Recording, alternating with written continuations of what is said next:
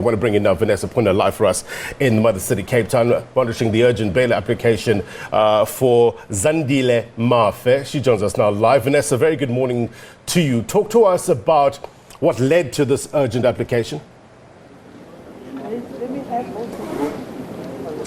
Yes, good morning to you. We are standing outside the Western Cape High Court this morning, where a short while ago the Defence Counsel as well as the state advocates made their way inside the court behind me, of course, where lawyers for Zandile Mafe will be bringing that urgent bail application. Now, if you'll remember, on Tuesday he made his second court appearance, and that was when the NPA had brought an additional charge related to terrorism against Mr. Mafe, and also then application for him to be admitted for a 30-day period for mental observation at Valkenburg Psychiatric Hospital. And this, of course, followed a report by the district surgeon that found that he suffers from paranoid schizophrenia. So I can tell you, we have seen both legal teams entering this court behind me. At the moment, what I can tell you at the High Court here, roads surrounding the precinct have been cordoned off. I can ask my colleague Clinton just to show you. At the moment, members of the media, quite a large contingent, are standing and waiting. A short while ago, a member of the public order policing came and told us that someone will be coming down to address us very shortly in terms of the application of the media to film this urgent bail application. So all the way down the road here, you'll see that the police cordons right in front of the court stretching all the way down Leuven Street to Long Street, as well as Kerem Street here, quite a number of police vehicles, POPs vehicles, and you also remember, I'm trying to just have a look down the road, there are one or two members I think of the public as well as some activists who on Tuesday were protesting outside the magistrates' court along with members of the homeless community. And of course, this followed that appearance of Mr. Mafe. Some of the homeless were telling us that he is nothing but a scapegoat. And of course, some organizations also protesting, saying that his arrest was indeed unjust. So we are just waiting as the media here outside the High Court in Cape Town to hear whether or not we will indeed be allowed to film proceedings as that urgent application, the urgent bail application, goes ahead. The NPA had indicated that they would indeed oppose any bail application because, as we know, Mr. Mafe is now into a Thursday, Friday, Saturday, third day of mental observation at Valkenburg Hospital.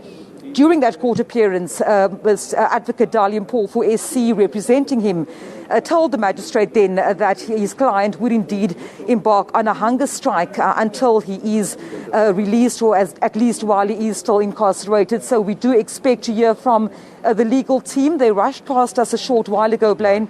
And of course, once we have some more information in terms of what is happening or due to happen inside court, we will then keep you up to date with proceedings here in Cape Town. Given that Mr. Mafe has started his 30-day mental observation at hospital, are we expecting him to be present in court?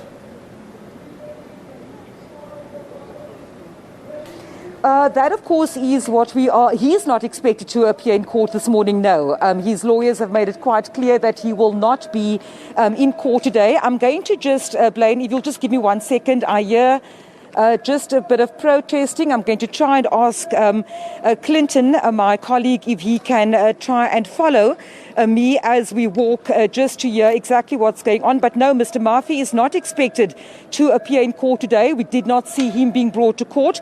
What we did see was, of course, the legal counsel that will be arguing if indeed that urgent bail application does go ahead this morning.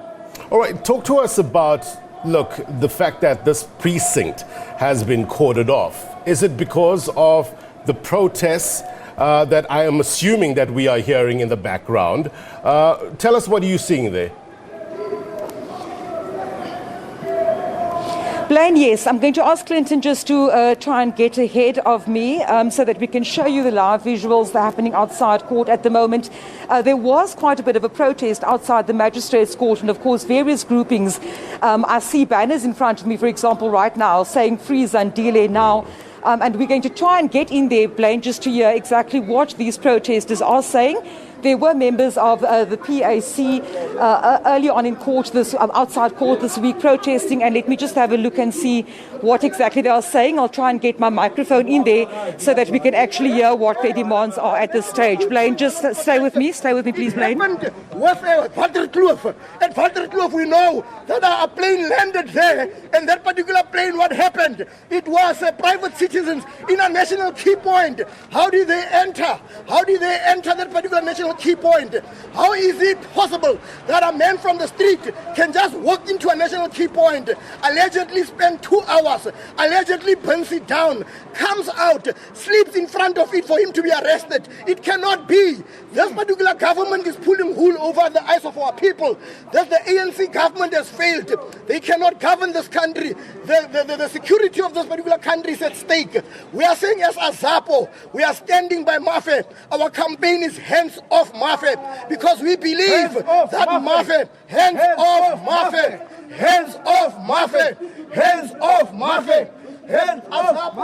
Blaine, as you can hear there, of course, a member, a supporter of ZAPU saying that they do not believe indeed that Mr. Mafe is the man that is responsible for the fire that gutted Parliament. Of course, we are seeing at the moment quite a large police contingent. Members of SABC as well as the public order policing are keeping a close eye on what at this point is still a very small group of protesting. Members of ZAPU saying that they are demanding the release of Mr. Mafe. Let me try and get in there again, Blaine, just to hear what else they have to say in terms of this protest. State security agents, we don't have confidence in the NPA. You have seen members of the media, you have seen citizens of South Africa that they are clutching at straws.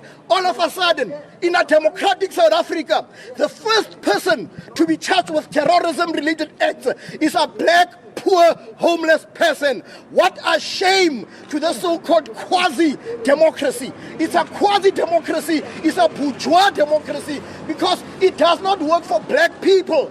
Here it is. This is history, and we are saying the ANC government, history is going to judge them. How can it be that coming from apartheid from 1994, we get into a so-called democracy, and the first person to be charged with terrorism-related acts is a black, poor person. Black poor, which means xa umntu mnyama isono sakho is because umntu mnyama. As your swart man is, the problem is the faith that is swart is the problem. We are then saying your sin when you are black, as a black person, is your blackness. So here with Mr. Mafe, what is on trial is blackness. What is on trial is homelessness. What is on trial is poverty. And we are saying as a ZAPO, and speaking on behalf of ZAPO as the national spokesperson of ZAPO. Blaine, I'm just going to walk away. We, of course, heard what the spokesperson there for ZAPO had to say in terms of the protest. If you can see the pictures, we are trying to make our way into court at the moment as members of the media have now received word that we are allowed in. So if you'll give us a few minutes, we will come back to you in a short while, Blaine, with regards to that urgent bail application of Mr. Zandile Mafe due to get underway here at the High Court shortly. All right, Vanessa Puna, thank you very much indeed. We'll let you rush into court.